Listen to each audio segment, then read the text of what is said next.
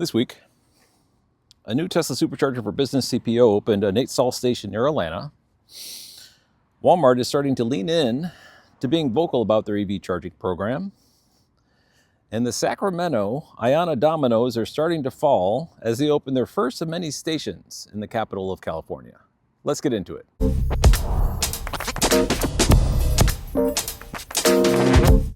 I'm at a somewhat new BP Pulse gas station run by a local company in Charlotte, North Carolina called Mark Oil. When the station first went in, it had a free wire unit built into the plans right over here. But shortly after, it went offline because free wire went out of business, which was kind of a heart-wrenching thing to see. It was a brand new gas station, brand new EV charging station build.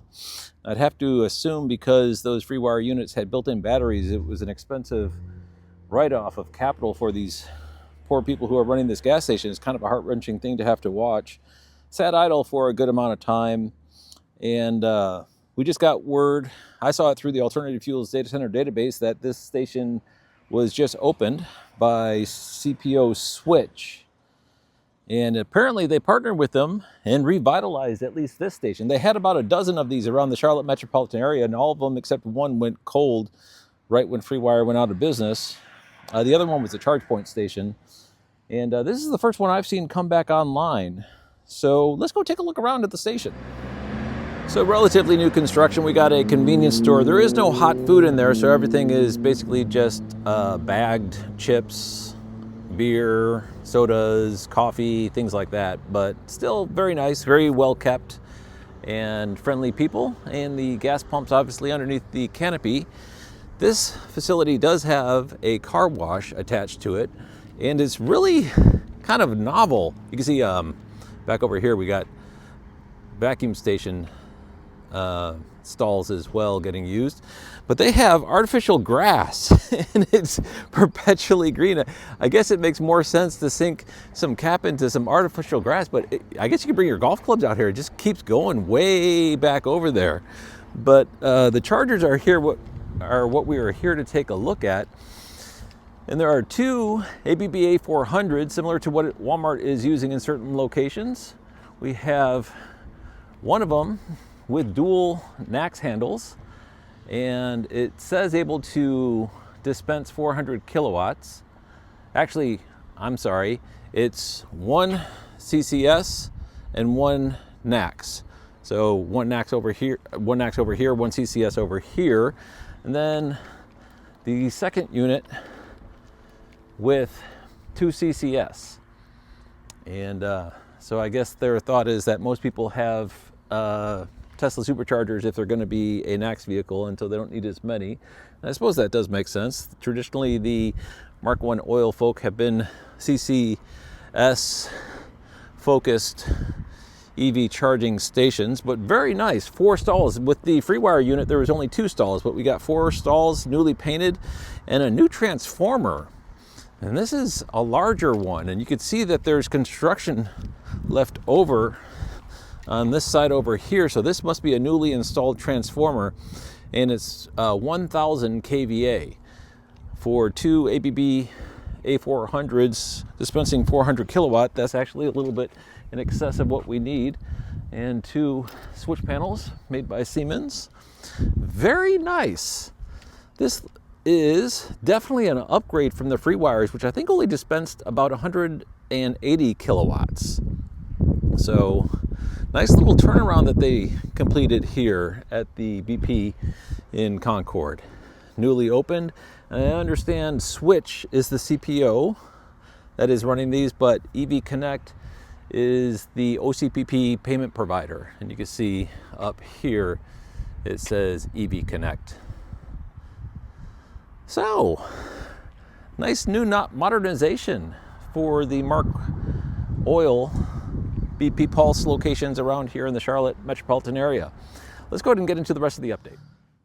Very nice modernization that occurred here for ABB A400s, 400 kilowatt capable, 1000 kVA transformer serving 4 stalls. And I thought it was 2 CCS, 2 NACS, but it's actually 3 CCS, 1 NACS.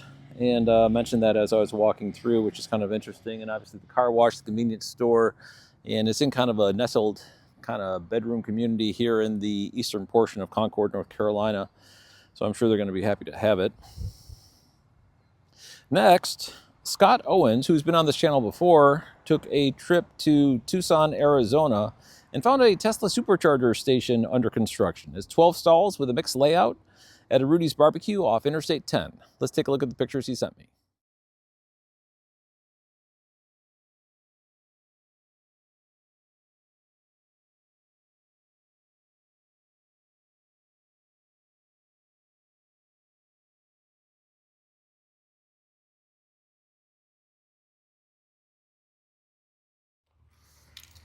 Thank you, Scott, for sending those pictures so we could all enjoy a Tesla Supercharger station under construction on I-10 in Tucson.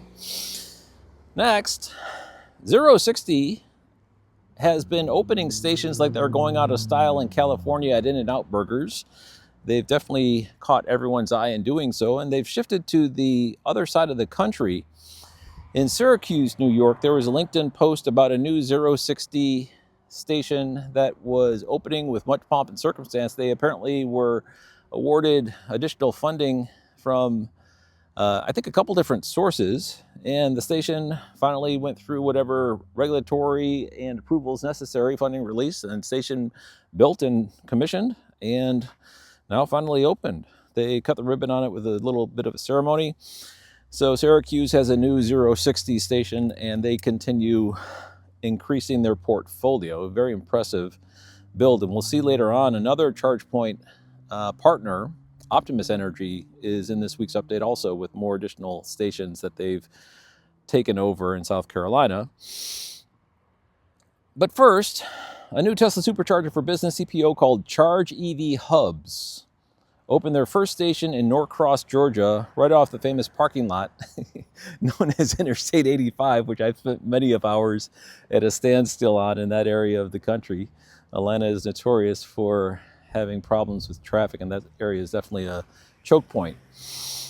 It has 8 stalls fed from V4 Tesla Supercharger dispensers with speeds of 325 kilowatts, and I was provided these pictures by the company, and I'm working on getting an interview with them later this month. Let's take a look at those photos.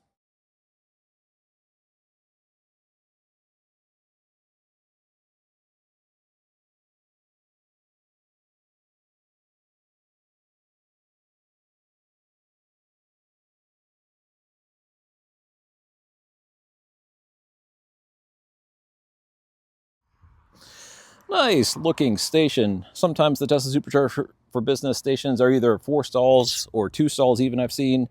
And this one is doubled up with 8 stalls. And definitely looks to be a new CPO to keep our eyes on here. Adopting Tesla Supercharger for Business hardware and trying to make a go at the CPO industry as we all start to take off here, as we're seeing over and over again, the momentum for EV charging is continuing to increase. Next, Dan Priestley, who runs the Tesla Semi program, posted into social the opening of the Tesla Semi factory, which has been long awaited. It has now entered into what's known as series production. The reason why I'm mentioning that here on a DC fast charger episode is all those trucks are going to need to charge somewhere, and not a little bit either. They're going to be sucking down a lot of juice. And if I understand correctly, the battery pack on the long range version of the Tesla Semi is somewhere between 850 and 900 kilowatt hours. So every time those things are hauling either down the road or doing a local route, when they need to get recharged, they need to get recharged lickety split with lots of electrons flowing into them. So there's a whole new paradigm coming down for truck charging here in the United States, basically being led by Tesla's Semi program, because there was a little bit of what I'd call compliance EV trucking going on. But when Tesla's letting loose with a serious play for fleet operators to lower their TCO, total cost of ownership, for the duty cycle of their vehicles, is now a shift. And once the numbers line up, they basically start selling themselves. So we'll start to see Tesla Supercharger Semi stations with some regularity happening here, either behind the fence or out in the wild. And I did a standalone episode on a new product called the Tesla Supercharger base charger, which was just released this week. And next week they're going to be selling the crap out of that at ACT, I would have to imagine. Next, ChargePoint has a presenter named Eduardo, and I don't know his last name, I just know him as Eduardo. He works out of the ChargePoint Labs, and he did a video on the Express Solo that we mentioned last week. Let's take a look at that video. This is Eduardo, back again from the ChargePoint Lab, and we're going to show you the first run to 600 kilowatts in the ChargePoint Express Solo.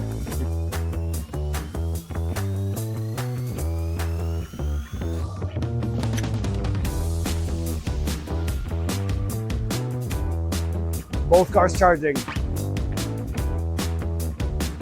Look at that. That's it. As you can see there, we've got almost 600 kilowatts. We've got 2 cars charging at 298, which is within 1% of the 600 kilowatts. We'll call it a very, very successful charge, and the first of many more to come from ChargePoint. Hang tight. Thank you.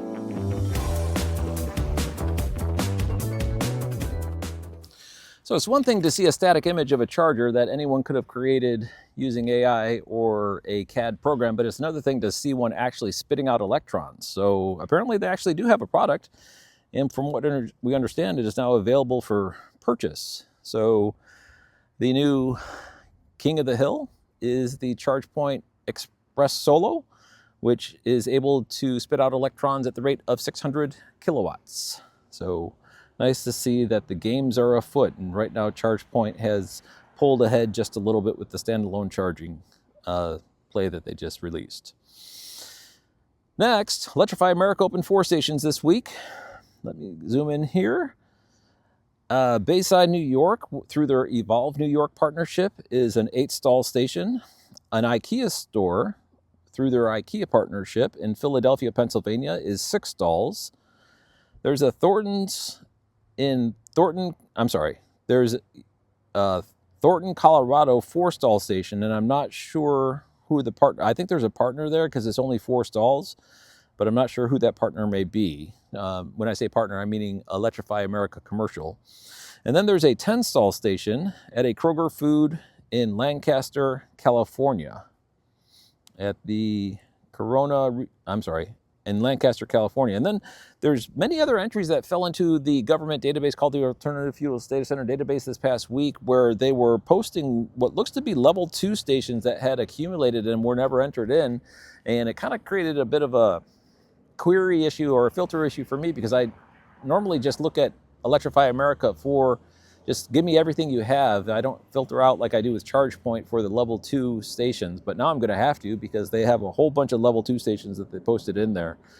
And they're not new, so it looks like they were just doing some housekeeping and brought that level 2 stations in, and to the tune of probably, I don't know, maybe 12.5 or 2 dozen level 2 stations all populated in there, with an open date of April 30th this year. But obviously they've been open for a long time, looking at pictures on PlugShare. Next, as I mentioned, Optimus Energy showed continued takeover of the Duke Energy stations in South Carolina this week, with ChargePoint as their back-end OCPP provider. This adds to their over a dozen locations from last week. So I guess they're just steamrolling across the state of South Carolina and doing some mass takeover of the Duke Energy stations there. And I'm not sure why they haven't ventured into North Carolina yet, because Duke has a lot of those stations similarly in North Carolina, but right now we're just seeing South Carolina stations. And if I had to guess, right now they're complete. I haven't done an audit, but I'd have to assume right now they're complete with all the stations in South Carolina, with I'm guessing right around 2 dozen stations that they've now completed takeover for, at least as a clerical takeover, with ChargePoint as the back-end OCPP provider and Optimus being listed as the CPO. So, very interesting to see that continue to take place. Next, Pilot Flying J opened 3 stations this week, one of which is a canopy station in Satsuma, Alabama, is I believe how it's pronounced. A really nice looking station, and a couple of locals chimed in my personal channel when I mentioned it, and they seem to be excited about that.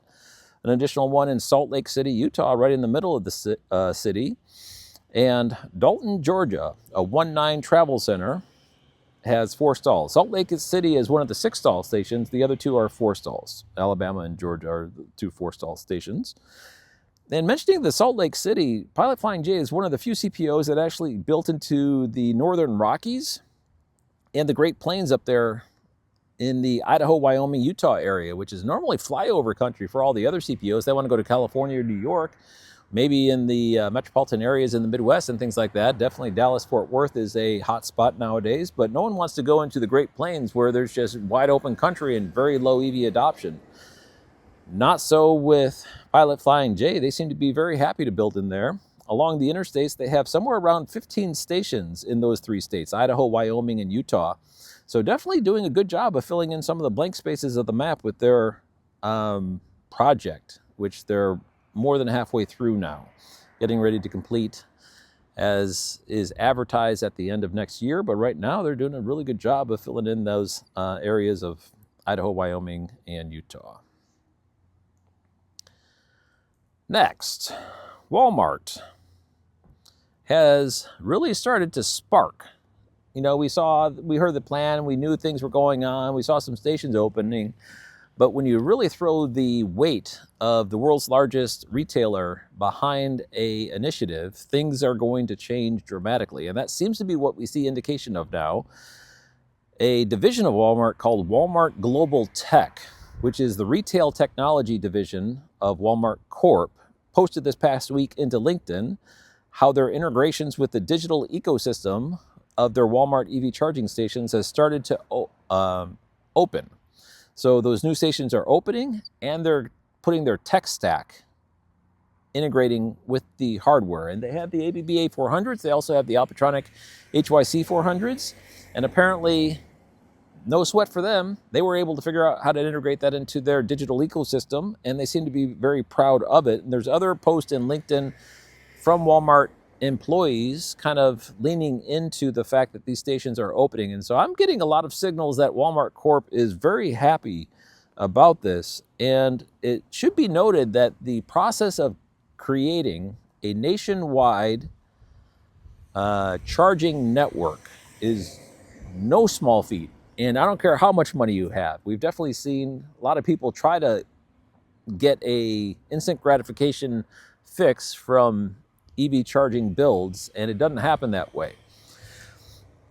However, Walmart has definitely seen, because they have the property already secured, it's their own property, and they're just building into it, a little bit of a leg up with that whole process. Now, we still see, like in my hometown, this is Concord, North Carolina, that I mentioned I'm in, there's a station that has been sitting idle waiting for a Duke Energy transformer to be energized. It's there, it's just not energized. And apparently they're going through some red tape in order to complete that process.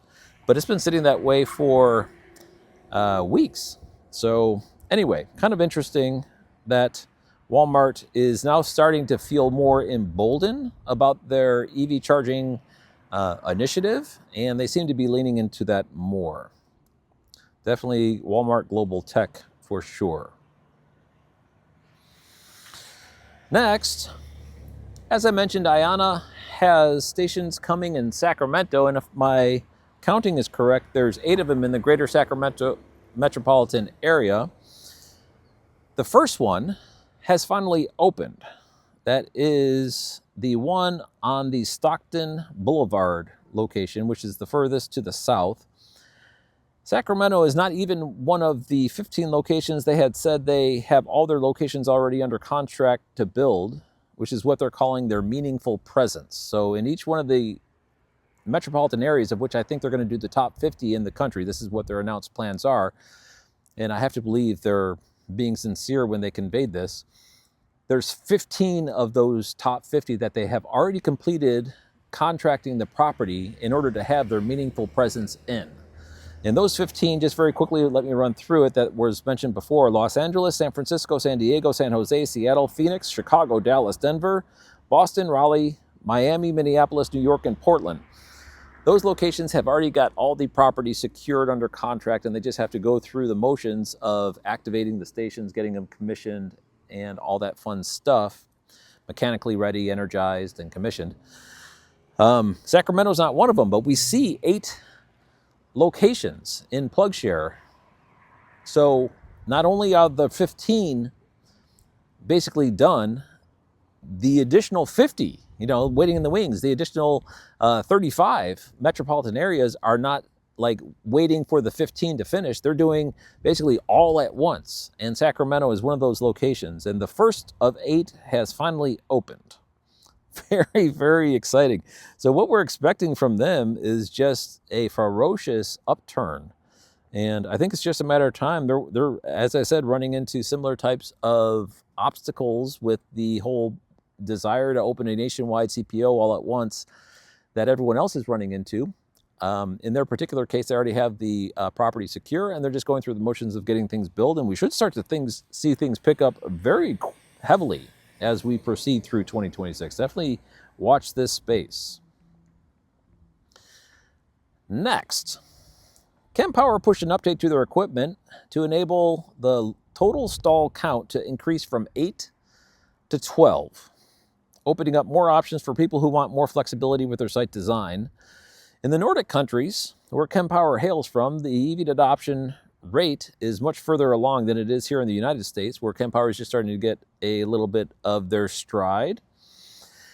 And it becomes increasingly common there in the Nordics for gas stations to flip the gas pumps over to electric charging stations instead. And in that case, the small form factor of the Kempower satellites fit well because it's a very small space. Something big like this ABB 400 is a little bit bulky, and yeah, I suppose you could do it, but that Kempower thing is a lot more elegant, and it seems easier, even smaller than, it's about a third of the size of the Tesla Supercharger stations. So if you're going to pick something for small, tight locations, of which European countries are kind of famous for, Kempower really fits that bill very well, and they've increased the ability to service stalls from a single cabinet up to 12. Now, obviously, you're going to be sharing the power from that cabinet, and there's the granularity. I think it's a 25 kilowatt granularity they can balance between the different dispensers on. But still, more options are better. And depending on the site host, I'm sure it'll have a use case. So that is now available. Lastly, Love's, the truck stop brand travel center, has opened a new EV charging station for stalls using ChargePoint hardware in a town which I believe is Eads, E-A-D-S, Colorado. And when I looked it up on PlugShare, it's not near an interstate at all. Kind of out there in a very barren area of the state. But one of my viewers on my personal channel chimed in. His name is Glenn Gore 6609. That small town non-interstate charging site at Eads, Colorado is very important. It's along US 287, the main Denver-Dallas highway that is very busy with trucks and passenger car traffic. Before the site opened, there was only one site in Lyman and one in Lamar, 150 miles apart, which made EV use a bit risky at times. The middle of the country is only served by east-west interstates, leaving the north-south routes pretty much no-go for EVs. This is fantastic to see Love's put this site in Eads. Now I can drive from Oklahoma to Denver without having to go up Interstate 70, adding 100 miles to the trip. It's well past high time. So, excitement for Love's opening a station in what would appear to be a unrealistic location, but apparently locals say different. Thanks for watching.